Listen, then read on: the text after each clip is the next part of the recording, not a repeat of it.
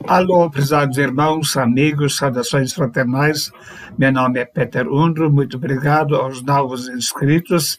E hoje queremos continuar com o nosso tema intitulado Perseguidos, mas não desamparados. Estaremos vendo, então, a terceira parte dessa série de estudos. E hoje queremos falar sobre níveis de perseguição. Há, às vezes, uma incompreensão quanto ao que significa ser perseguido como cristão. Existem vários níveis diferentes, e um dos níveis é quando um país ou governantes impõem leis que são contrárias ao ensino da palavra de Deus, e automaticamente eles pretendem que o cristão não obedeça determinados princípios, cancelando princípios e colocando então as leis do país como sendo superiores à lei de Deus. Por exemplo, destruição da família. Existem no nosso país várias leis que são contrárias àquilo que a Bíblia ensina sobre a vida familiar. E, então, eles estabelecem leis que querem forçar os cristãos a abandonar os princípios bíblicos. O que eles dizem hoje sobre família? Não tem nada a ver com pai, mãe e filho, necessariamente. De acordo com o dicionário, agora a família é o núcleo social de pessoas unidas por laços afetivos que geralmente compartilham o mesmo espaço. Então, ao contrário daquilo que a Bíblia ensina, que uma família é constituída por um homem, uma mulher e seus filhos, hoje em dia, pai e mãe ficam fora dessa definição. Laços de pessoas de diferentes tipos. E ali podem ser os mais diferentes tipos, inclusive dentro daquilo que eles chamam de ideologia do gênero. São leis que vão diretamente contra aquilo que a Bíblia ensina. Evidentemente, isso é um nível de perseguição aos cristãos e uma tentativa de eliminar ou fazer com que as leis de Deus não prevaleçam na sociedade.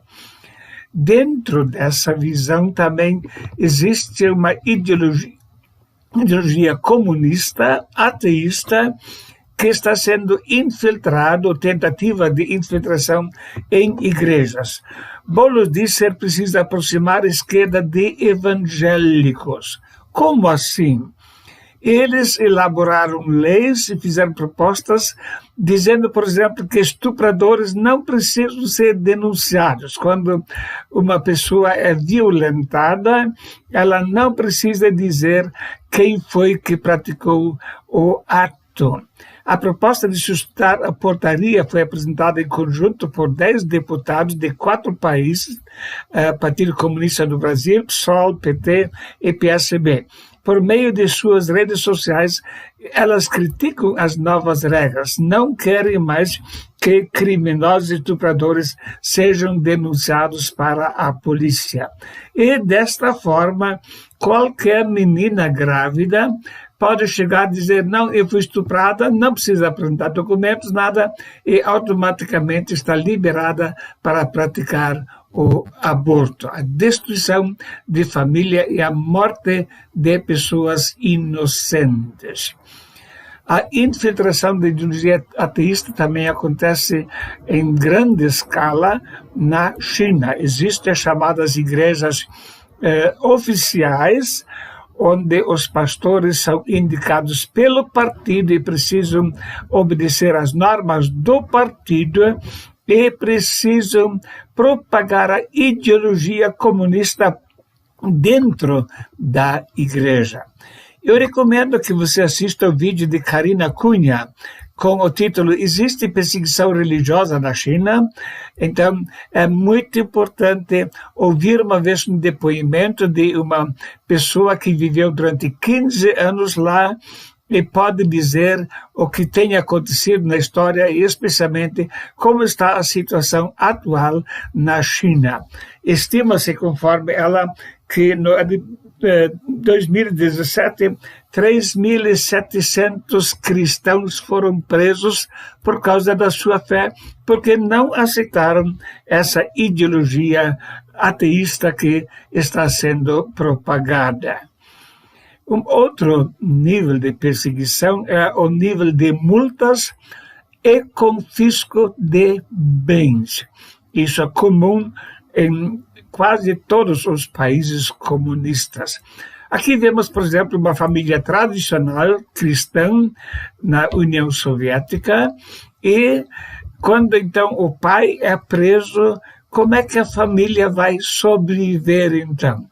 Realmente ela não ganha nenhum tipo de auxílio e o governo quer impedir até que os cristãos vão ajudar. Um artigo, multas e prisões são parte da perseguição contra cristãos no Azerbaijão. Então, clame a favor de nossos irmãos. Essa é uma imagem representativa apenas, mas é comum cristãos sendo perseguidos, recebendo multas pesadas para dificultar a sua vida e para tentar dissuadi-los da sua fé. Uma senhora, por exemplo, com vários filhos, sofreu a perda de seu marido, quer dizer, ele foi preso, foi levado para o campo de concentração e a única forma de ela conseguir a vida era costurando para pessoas. Quando então a polícia ficou sabendo que a máquina de costura era o meio de sustento, simplesmente foram lá e confiscaram essa máquina de costura para dessa forma tentar fazer com que a família desistisse da sua fé. Isso já aconteceu no passado. A Bíblia diz em Hebreus capítulo 10, 34, porque também vos compadeceste das minhas prisões e com alegria permitistes o roubo dos vossos bens, sabendo que em vós mesmos tendes nos céus uma posição melhor e permanente. Veja aqui mais uma vez a atitude. Eles não ficaram resmungando, reclamando, murmurando contra Deus. Com alegria, permitiram o roubo dos seus bens. E assim também os crentes da ex-União Soviética, eles tiveram essa atitude: estamos sofrendo por Cristo, vamos aceitar, porque isso faz parte do plano de Deus para a nossa vida. Quantas pessoas, quantos cristãos tiveram as suas casas destruídas lá no tempo do bloco soviético? Eu mesmo vi casas completamente em escombros. Por quê? Porque não havia lugar onde se podiam reunir. As famílias convidavam, então, os crentes para assistir à reunião na sua casa. A polícia descobriu e muitas vezes simplesmente mandou tratores lá e destruíram tudo. Então, destruindo os bens que a família possuía. Um outro nível de perseguição é o banimento. Banimento quer dizer que uma pessoa é tirada da sua região onde mora e mandada para uma região bem distante. E na União Soviética muitas vezes era lá na Sibéria, a milhares de quilômetros. E a pessoa tinha uma relativa liberdade naquela região, podia arranjar um emprego e tudo, mas era proibida de voltar para sua casa. Então, assim, afastando, em geral, os mantenedores da família do convívio com a igreja, do convívio com a sua família, e assim os cristãos estavam sendo torturados. Conversei na União Soviética com diversas pessoas que passaram tempo em banimento. E, naturalmente, é um sofrimento estar longe de todo mundo. Um homem que passou 28 anos em cadeias e campos de concentração escreveu 3 volumes, o Rapov, intitulados, em português seria Felicidade de uma Vida Perdida. E traz muitos relatos como é grande sofrimento quando a pessoa está no banimento. Ele casou e foi preso poucos dias depois.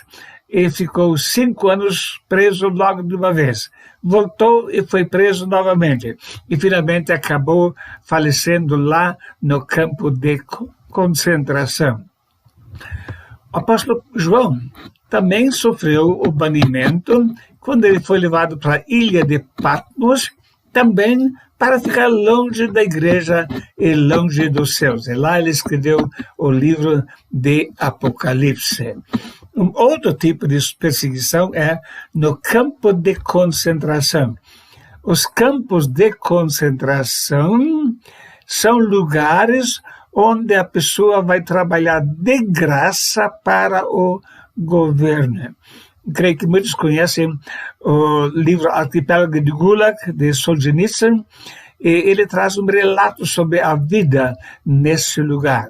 É uma forma de ganhar mão de obra de graça. Na China, há milhares de pessoas em campo de concentração trabalhando como escravos de graça para o governo, por isso eles podem fornecer produtos com um preço tão barato assim.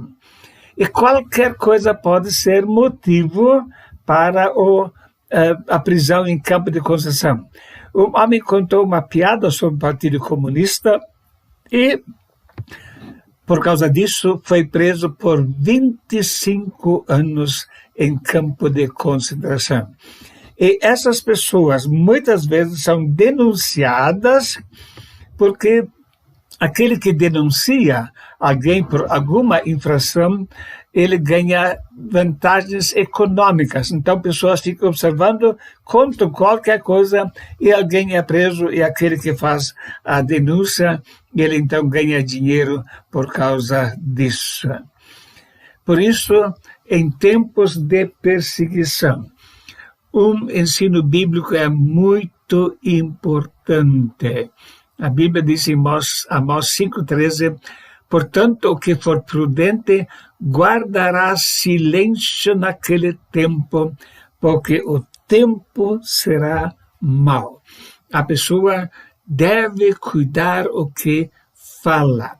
Não falar nada sobre política, especialmente para pessoas estranhas.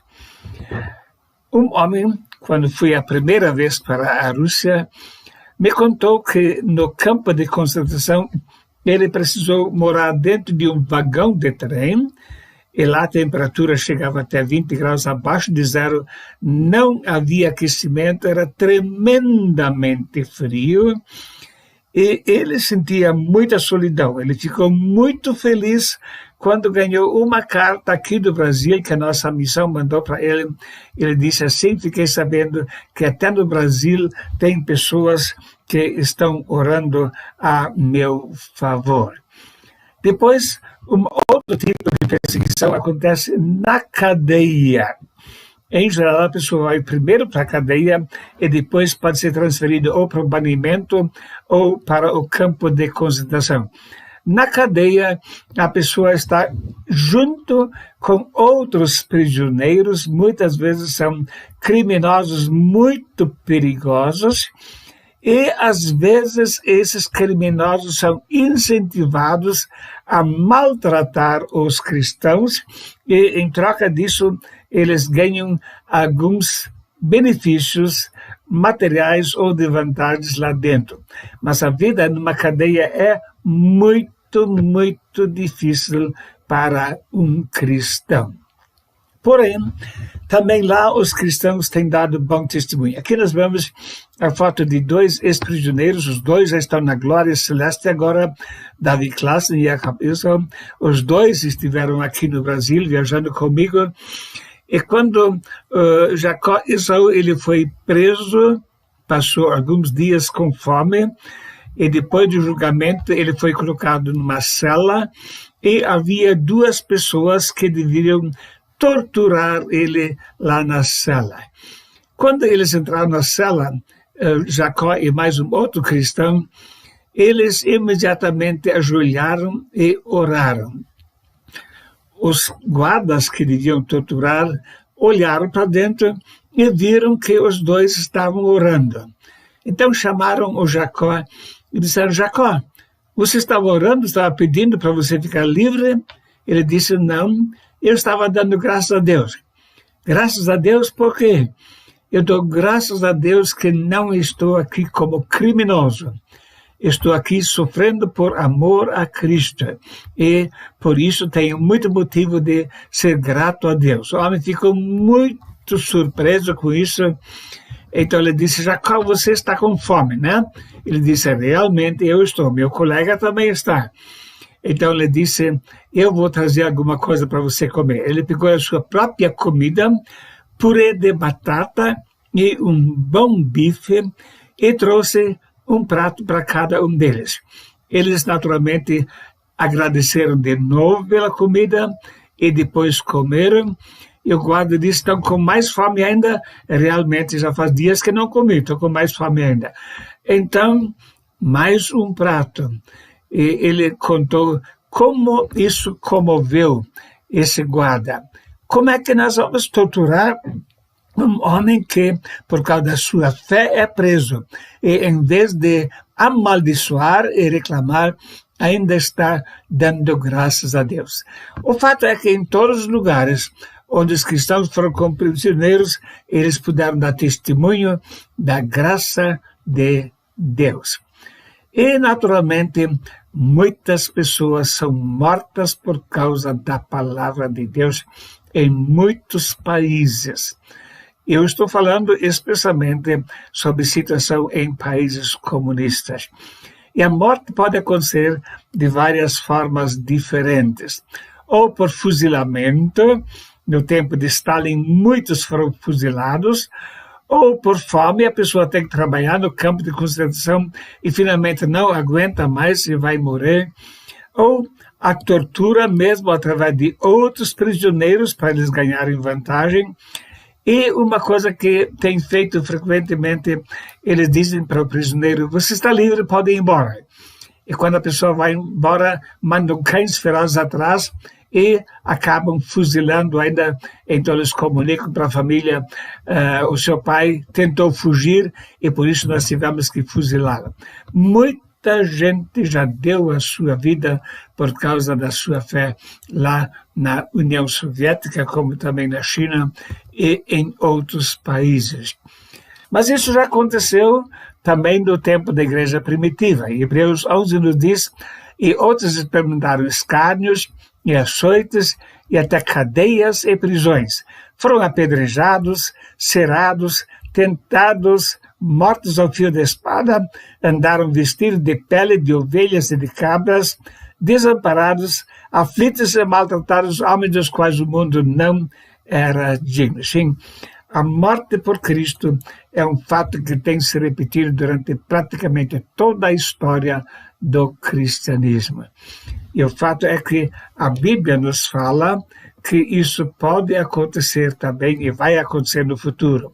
O apóstolo Paulo escreve, mas Paulo respondeu, que fazeis vós chorando e magoando-me o coração, porque eu estou pronto não só a ser ligado, mas ainda a morrer em Jerusalém pelo nome do Senhor Jesus. Atos 21, verso 13. A minha pergunta é, prezado ouvinte, você está pronto a morrer pelo nome de Jesus? Quando chegar esse tempo, e não sabemos o que toda a igreja ainda vai enfrentar, mas quando chegar o tempo, você estaria pronto a dar a sua vida por amor a Cristo? Tantas vezes uma pessoa nem tem o zelo de frequentar as reuniões da igreja, de tempo de oração, de leitura bíblica. E se vier essa questão de uma decisão, ou vida ou morte, ou você nega Cristo, ou você morre. Qual seria a tua decisão numa situação dessa? Então, como já falei, estamos falando sobre o ateísmo, que ensina que não há Deus e que o líder do partido é Deus. E na China eles tentam forçar os cristãos a colocar fotos do seu líder comunista, de Mao Zedong, para então venerar como sendo Deus. Mas existem outras formas também de tortura. Jesus disse, e de todos sereis odiados por causa do meu nome, Lucas 21, 17. Em Atos 14 lemos sobre Paulo e Barnabé, confirmando os ânimos dos discípulos, exortando-os a permanecer na fé, pois que por muitas tribulações nos importa entrar no reino de Deus. Não é brincadeira ser cristão de verdade. Precisamos contar com muitas dificuldades pela frente. E a nossa consagração a Deus deve ser total. No Brasil, nós não estamos tendo muito problema com multas, nem banimento, nem campo de concentração, e nem cadeias, e nem de fuzilamento, mas já temos imposição de leis contrárias à palavra de Deus. E isso é o primeiro nível de perseguição que acontece no nosso país. Vamos lembrar, Atos 5:41, retiraram-se, pois, da presença do conselho, regozijando-se de terem sido julgados dignos de padecer afronta pelo nome de Jesus. Mais uma vez aqui, não uma atitude de revolta, não murmuração, mas aceitar de bom grado ser açoitado e sofrer afrontas pelo nome de Jesus. Que Deus possa nos preparar para um tempo mais difícil que pode vir. Qualquer contato pode escrever nesse endereço do e-mail e com prazer estarei dando atenção à sua correspondência.